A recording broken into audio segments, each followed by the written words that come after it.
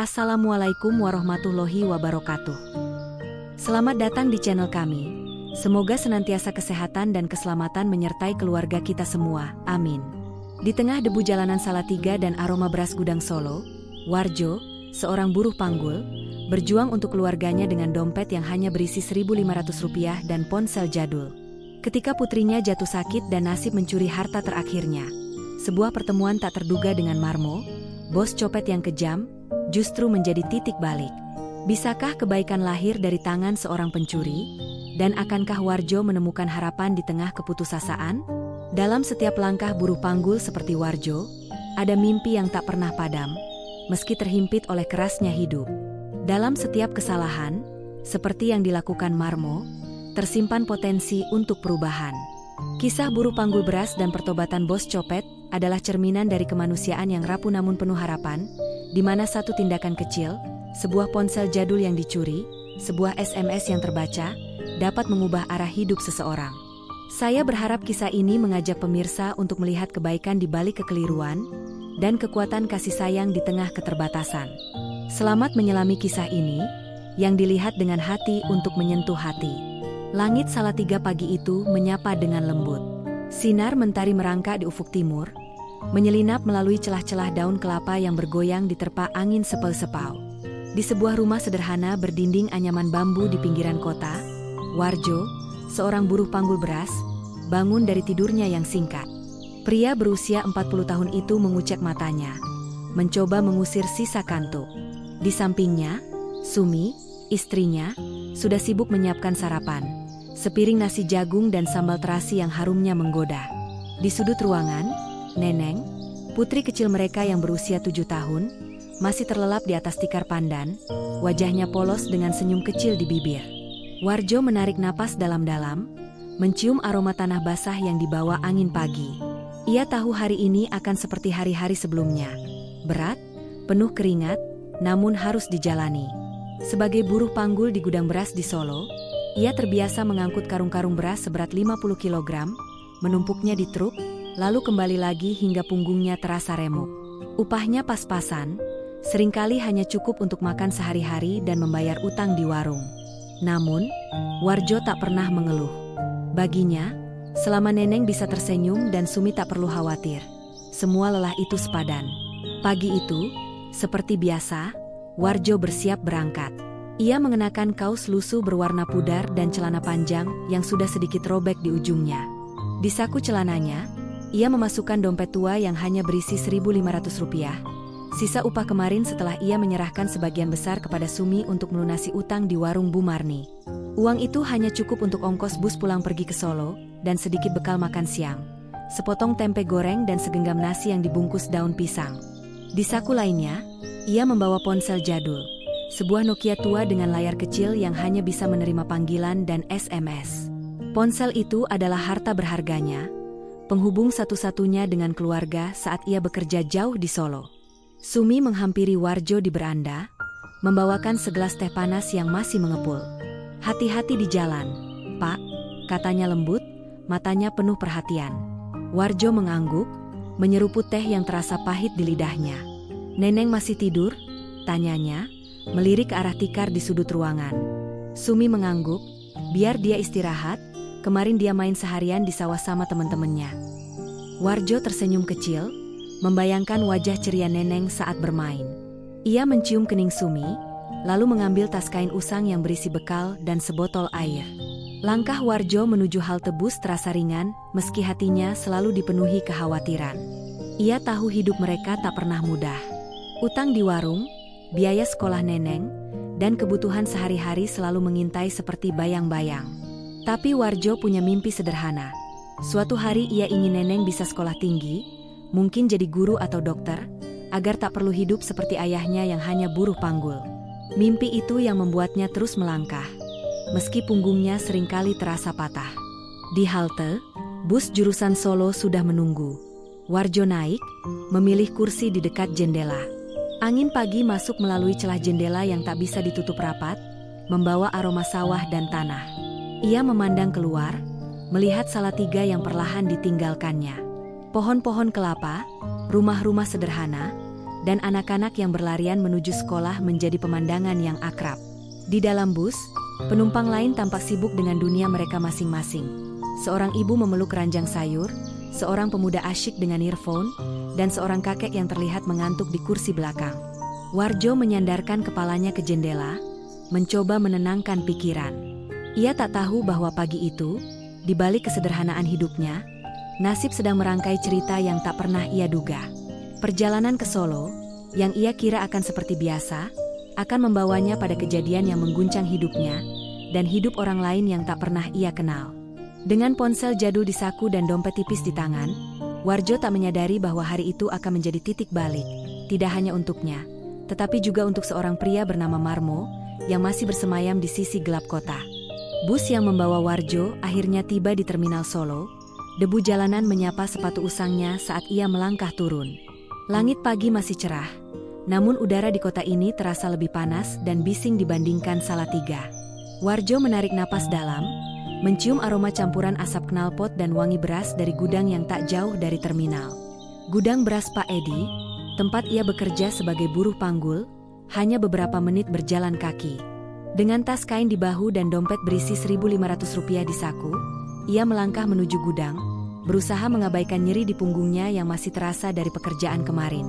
Sesampai di gudang, aroma beras kering dan karung goni menyambutnya. Beberapa rekan buruh sudah ada di sana, mengobrol sambil menyeruput kopi dari gelas plastik. Warjo mengangguk pada mereka, lalu bersiap mengambil karung pertama hari itu. Namun, sebelum ia sempat mengangkat apapun, ponsel jadulnya bergetar di saku celana.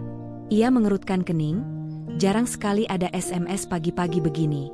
Dengan tangan yang sedikit gemetar, ia mengeluarkan ponsel Nokia tuanya, layar kecilnya menyala redup. Pesan dari Sumi, istrinya, membuat jantungnya seperti terhenti. "Pak, pulang saja. Neneng tiba-tiba sakit, pingsan. Harus diobati segera." Warjo merasa dunia sejenak berhenti berputar. Neneng, putri kecilnya yang berusia 7 tahun, adalah sinar dalam hidupnya. Wajah ceria Neneng saat bermain di sawah, atau saat ia pulang membawa permen murah dari Solo terbayang di benaknya. Ia buru-buru mengetik balasan dengan jari-jari yang terasa kaku. "Aku barusan nyampe Solo, Mak. Aku coba cari jalan." Pikirannya berputar cepat, mencari solusi. Neneng butuh obat, mungkin dokter, tapi dompetnya hanya berisi Rp1.500. Tak cukup bahkan untuk ongkos pulang mendadak. Satu-satunya harapan adalah meminjam uang dari Pak Edi, bos gudang yang dikenal tegas namun kadang membantu. Dengan langkah tergesa, Warjo mencari Pak Edi di kantor kecil di sudut gudang. Pria parubaya itu sedang memeriksa buku catatan, alisnya berkerut seperti biasa. Warjo menarik napas, mencoba merangkai kata.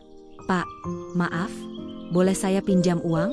Neneng, anak saya, tiba-tiba sakit, harus diobati," katanya dengan suara serak, penuh harap. Pak Edi mengangkat kepala, memandang Warjo dengan tatapan dingin. "Warjo, utangmu sudah menumpuk.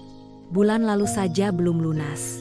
Bayar dulu yang lama, baru bicara pinjam lagi." Nada suaranya tak meninggalkan ruang untuk negosiasi. Warjo hanya bisa mengangguk lesu, dadanya sesak. Ia tahu utangnya memang banyak, sebagian besar untuk kebutuhan sehari-hari dan biaya sekolah Neneng. Tanpa kata, ia keluar dari kantor, merasa dunia menekan pundaknya lebih berat dari karung beras yang biasa ia angkat. Di sudut gudang, Warjo duduk di atas tumpukan karung kosong, menatap ponselnya. Ia mengetik SMS untuk Sumi, "Mak, aku pulang, tapi pinjam ke bos nggak diberi." Pesan itu terkirim dengan perasaan pahit. Ia membayangkan Sumi di rumah, panik memeluk Neneng yang lemas, mungkin menangis karena tak tahu harus berbuat apa. Warjo menggenggam ponselnya erat, seolah itu satu-satunya yang menghubungkannya dengan harapan. Uang Rp1.500 di dompetnya tak akan cukup untuk apa-apa selain ongkos bus pulang, dan itu pun pas-pasan. Ia tak punya pilihan lain selain kembali ke Salatiga, berharap bisa menemukan cara di sana untuk menyelamatkan Neneng. Warjo berjalan kembali ke terminal, hatinya gundah. Ia membeli tiket bus termurah, menghabiskan sebagian besar uang di dompetnya. Saat menaiki bus, ia tak lagi memperhatikan pemandangan sawah atau rumah-rumah yang biasanya ia nikmati. Pikirannya dipenuhi wajah Neneng, suara Sumi, dan ketakutan bahwa ia tak akan bisa membantu keluarganya. Ia duduk di dekat jendela, menatap kosong, tak menyadari bahwa di dalam bus itu, nasib sedang merangkai jebakan lain. Sekelompok copet, dengan mata tajam dan gerakan terlatih, sedang mengintai penumpang yang lengah. Warjo, dengan dompet tipis dan ponsel jadul di saku, adalah sasaran yang tak ia duga akan mengubah perjalanannya menjadi lebih kelam. Bus jurusan Salatiga melaju pelan di jalanan yang mulai ramai. Warjo duduk di dekat jendela, kepalanya bersandar pada kaca yang dingin, matanya kosong menatap sawah yang membentang di kejauhan. Pikirannya dipenuhi kekhawatiran tentang Neneng, putri kecilnya yang sedang sakit. SMS dari Sumi masih terngiang, "Pak, pulang saja. Neneng tiba-tiba sakit, pingsan. Harus diobati segera." Jantungnya terasa berat, seolah karung beras yang biasa ia angkat di gudang kini bertumpuk di dadanya. Dompetnya, yang hanya berisi Rp1.500, terasa tak berarti di saku celananya. Begitu pula ponsel jadul yang menjadi satu-satunya penghubungnya dengan keluarga. Ia tak tahu bagaimana caranya membawa Neneng ke dokter. Tapi ia harus pulang, harus ada di sisi anaknya. Bus berderit setiap kali melewati lubang di jalan. Di dalam, penumpang tampak sibuk dengan dunia mereka masing-masing. Seorang ibu menggendong bayi yang rewel, seorang pemuda memainkan ponsel pintar dengan earphone, dan seorang pedagang asongan menawarkan kacang rebus. Warjo tak memperhatikan mereka. Pikirannya terlalu kalut, bercampur antara rasa takut dan putus asa. Ia tak menyadari bahwa sopir bus, seorang pria tua dengan topi cap yang sudah pudar, sengaja memutar musik dangdut lebih kencang dari biasanya. Bagi penumpang biasa, itu mungkin hanya selera sopir yang buruk. Tapi bagi yang paham, itu adalah kode, waspada, ada copet di dalam bus. Di barisan kursi belakang, 3 pria berpakaian sederhana namun dengan mata tajam mengamati penumpang. Mereka adalah bagian dari kelompok copet yang sudah terlatih, bergerak seperti bayang-bayang. Salah satu dari mereka, yang dipanggil Gogol, memperhatikan Warjo. Pria itu tampak lengah, wajahnya pucat, dan tas kain usang di pangkuannya tak terlihat berharga. Tapi Gogol tahu, bahkan dompet paling tipis pun bisa jadi sasaran. Dengan gerakan halus, ia mendekati Warjo, berpura-pura mencari tempat duduk. Saat bus bergoyang melewati tikungan, Gogol dengan cekatan menyelinap ke saku celana Warjo, mengambil dompet usang dan ponsel jadul itu tanpa suara. Warjo, yang tenggelam dalam pikirannya, tak merasakan apa-apa. Perjalanan berlanjut, dan Warjo tetap tak sadar bahwa ia telah kehilangan 2 benda berharganya. Musik dangdut masih mengalun keras, namun ia tak mempedulikannya. Ia hanya ingin segera sampai di Salatiga, melihat Neneng, dan mencari cara untuk membawanya ke dokter. Ketika bus akhirnya berhenti di halte Salatiga, Warjo turun dengan langkah lelet, tas kainnya tergantung di bahu. Ia merogoh saku untuk memeriksa ponselnya, ingin mengabari Sumi bahwa ia sudah sampai. Tapi tangannya hanya menyentuh kain kosong. Jantungnya berdegup kencang. Ia meraba saku lainnya, dompetnya juga hilang. Rp1.500, ponsel jadul, dan KTP-nya. Semuanya raib. Warjo berdiri membatu di pinggir jalan, debu dari bus yang pergi menempel di wajahnya. Ia memeriksa setiap saku berulang-ulang, berharap ini hanya mimpi buruk. Tapi kenyataan menamparnya keras. Uang itu, meski sedikit, adalah satu-satunya yang ia miliki untuk pulang. Ponsel itu adalah satu-satunya cara ia berkomunikasi dengan Sumi. Kini, ia tak punya apa-apa. Air matanya nyaris tumpah. Tapi ia menahannya, menggigit bibir hingga terasa perih. Dengan langkah gontai, ia mulai berjalan menuju rumahnya, sekitar 2 kilometer dari halte. Jalanan berdebu terasa panjang, setiap langkah seperti menginjak beban yang semakin berat. Sementara itu, di dalam bus yang kini melaju ke rute berikutnya, Gogol dan komplotannya tersenyum kecil, memeriksa hasil rampasan mereka. Dompet Warjo, dengan uang receh dan KTP usang, tak sebanding dengan dompet lain yang berisi jutaan rupiah. Tapi bagi mereka, setiap copetan adalah kemenangan. Mereka tak tahu bahwa dompet dan ponsel itu adalah dunia bagi Warjo. Di ujung perjalanan mereka, di markas tersembunyi, seorang pria bernama Marmo menanti untuk menerima hasil rampasan. Dan di tangan Marmo, ponsel jadul itu akan segera membuka rahasia yang tak pernah ia duga. Sebuah rahasia yang akan mengguncang hati nuraninya. Senja merangkak di langit Solo, mewarnai kota dengan semburat jingga yang memudar. Di sebuah gang sempit di pinggiran kota, tersembunyi di balik deretan warung dan rumah-rumah sederhana, berdiri sebuah bangunan tua yang tak mencolok. Dari luar, tempat itu tampak seperti gudang biasa, tetapi di dalamnya adalah markas kelompok copet yang dipimpin oleh Marmo, seorang pria berusia 40-an dengan tatapan tajam dan sikap tenang yang menutupi sifat liciknya. Malam itu, anak buahnya berkumpul, membawa hasil copetan seharian dari bus-bus jurusan Solo Salatiga.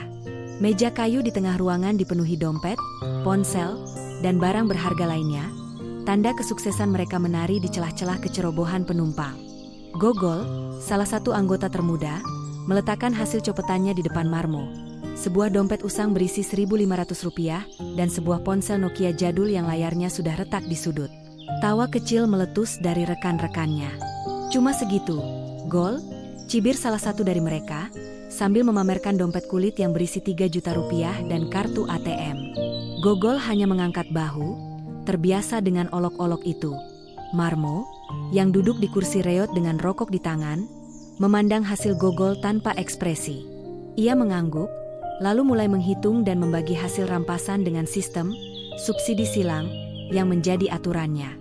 Setiap anggota mendapat bagian yang sama, tak peduli seberapa besar atau kecil hasil copetan mereka.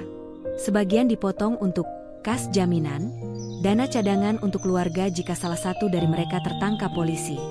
Setelah pembagian selesai, ruangan mulai sepi. Satu persatu, anak buah Marmo meninggalkan markas, membawa uang tunai dan barang rampasan. Gogol, dengan kantong penuh bagiannya, berjalan keluar sambil bersiul. Marmo tetap tinggal, seperti biasa, memeriksa barang yang tersisa. Ia mengambil ponsel jadul milik Warjo, iseng menyalakannya. Layar kecil itu menyala redup, menampilkan pesan-pesan yang belum terhapus. Marmo mengerutkan kening saat membaca SMS dari Sumi. "Pak, pulang saja. Neneng tiba-tiba sakit, pingsan. Harus diobati segera." Balasan Warjo muncul di bawahnya. "Aku barusan nyampe Solo. Mak, aku coba cari jalan." Pesan berikutnya membuat tangan Marmo terhenti. "Mak, aku pulang, tapi pinjam ke bos nggak diberi." Marmo merasa dadanya sesak, sesuatu yang tak biasa baginya.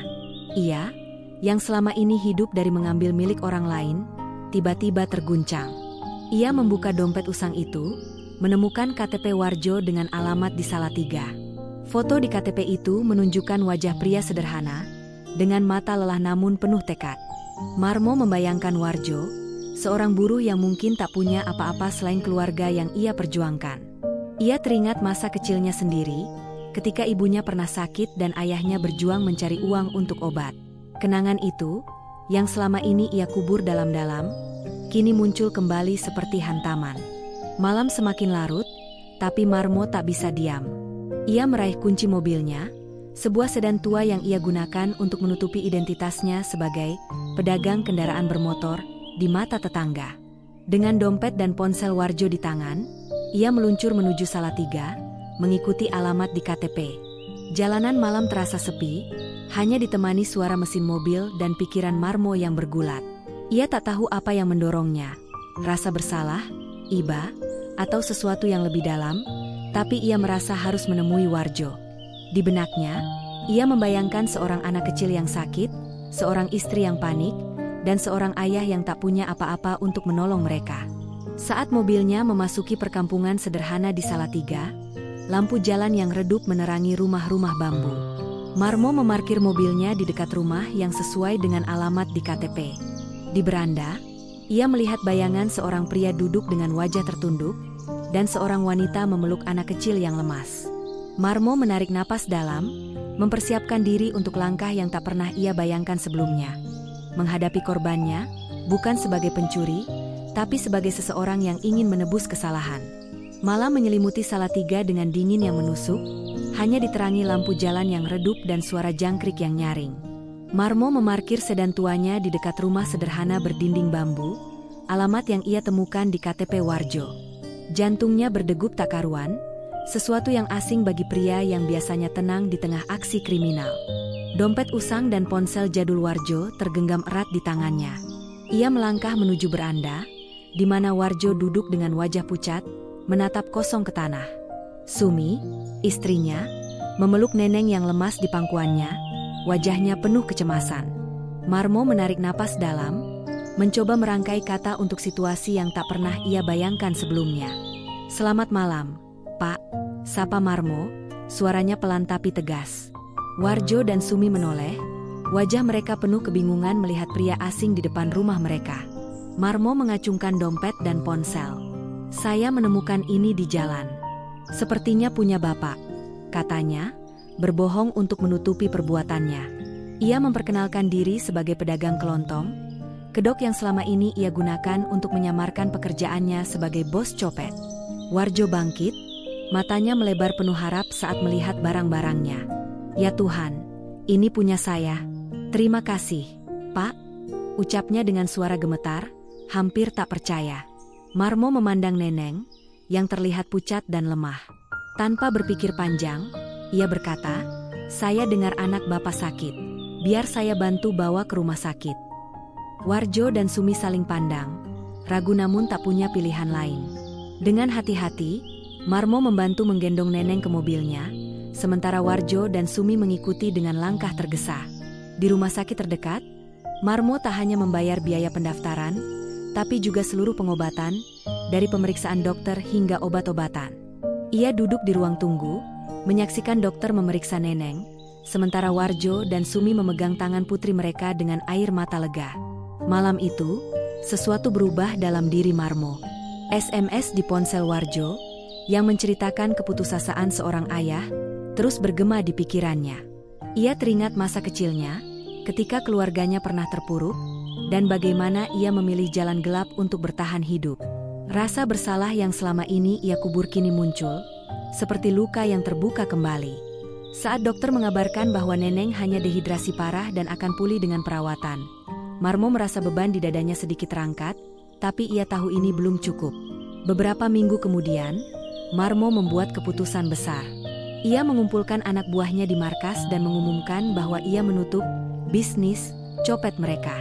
"Cari kerja yang halal," katanya, suaranya tegas meski ada getar emosi. Beberapa anak buahnya protes, tapi Marmo tak bergeming. Ia menggunakan tabungan dari hasil copet untuk membuka toko kelontong kecil di Solo, benar-benar menjalani kedok yang selama ini ia gunakan. Tetangganya, yang mengira ia pedagang kendaraan bermotor, tak pernah curiga. Toko itu sederhana, dengan rak-rak berisi beras, minyak goreng, dan kebutuhan sehari-hari, tapi bagi Marmo, itu adalah awal baru. Warjo, yang kini kembali bekerja sebagai buruh panggul, sering mampir ke toko Marmo untuk membeli sabun atau gula. Ia tak pernah tahu bahwa pria yang melayani dengan senyum itu adalah orang yang pernah mencuri dompetnya, lalu mengembalikannya bersama harapan baru. Neneng, yang kini sehat dan ceria, sering berlari ke toko, membawa tawa dengan cerita-ceritanya tentang sekolah. Marmo selalu menyisihkan permen untuknya. Senyumnya tulus setiap kali melihat gadis kecil itu. Di bawah langit Salatiga yang cerah, kehidupan berjalan seperti biasa. Warjo tetap berjuang untuk keluarganya, Sumi merawat rumah dengan penuh kasih, dan Marmo menemukan kedamaian dalam hidup barunya. Rahasia masa lalunya sebagai bos copet tetap terpendam, terkubur bersama dompet usang dan ponsel jadul yang mengubah hatinya. Di toko kecilnya, di antara tumpukan beras dan botol kecap, Marmo belajar bahwa kebaikan, meski lahir dari kesalahan, bisa menjadi jalan menuju penebusan.